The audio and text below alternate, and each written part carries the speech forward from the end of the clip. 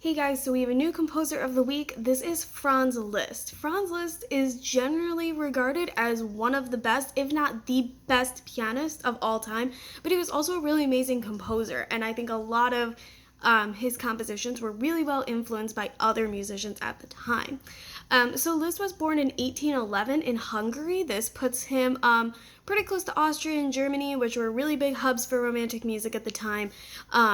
His father was also a musician. He played a bunch of different instruments, and he was working for a noble family called the Esterházys. They've influenced a couple of the composers of the week that we talked about, but they were always known for generations as really big supporters of the arts and funded a lot of great composers.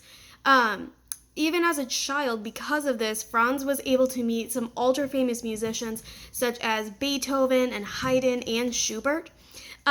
But his father died when he was only 18. And so at that point, Franz moved to Paris. And it was a pretty rough time for Liszt.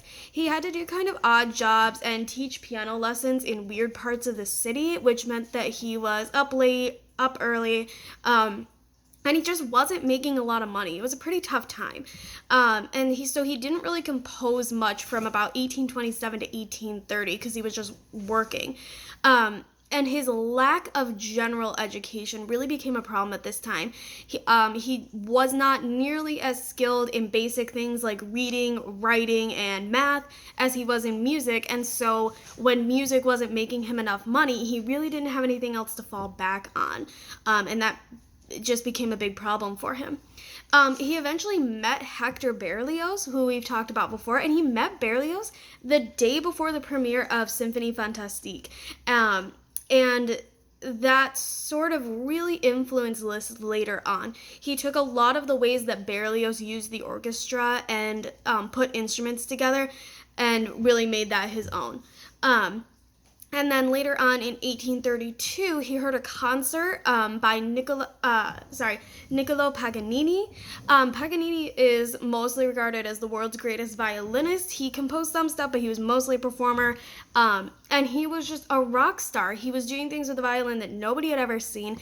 And Liszt decided that he was going to be just as good on the piano as Paganini was on the violin. And in Paris at the time, there were a lot of people kind of trying to do the same thing. They were trying to push the piano to new extent and really perfect technique, create new techniques. And so all these people were out there struggling, and it's written that Liszt was able to pick up these techniques pretty easily, almost without practice. Like, people would spend months working on something, and Liszt just kind of sat down and did it. So he already gained some fame just as a really amazing piano player there. During this time, he worked and became friends with Berlioz and with Chopin, and both of them really, really influenced him in his writing, and especially in what kind of art Liszt drew on later on. He worked a lot with poetry, and a lot of that comes from Berlioz and from Chopin. He spent about 8 years touring throughout Europe, and he became unbelievably famous.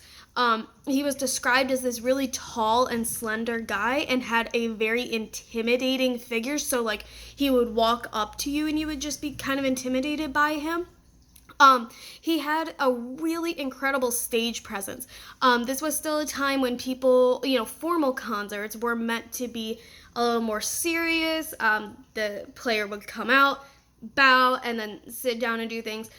This was not Liszt. Liszt was full of facial expressions and gestures, and he would talk to the audience, and he just had this incredible stage presence that made him very much like today's rock stars. The term Listomania or even Liszt Fever was used the same way that today we use terms like Bieber fever. Like people just absolutely went nuts for him. Women would fight over his handkerchiefs and his gloves.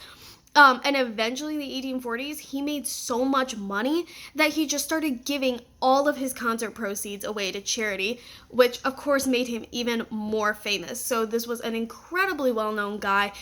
People absolutely loved him, though he was known to have a little bit of a big ego, but I think it was a little bit earned by how hard he worked for it.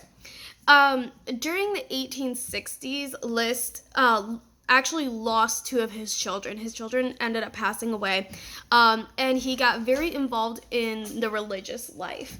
And so, sorry, the cat's getting a little wild. He became very involved in the religious life, and kind of just took a step back, but he did still do a lot of traveling throughout Europe at the time.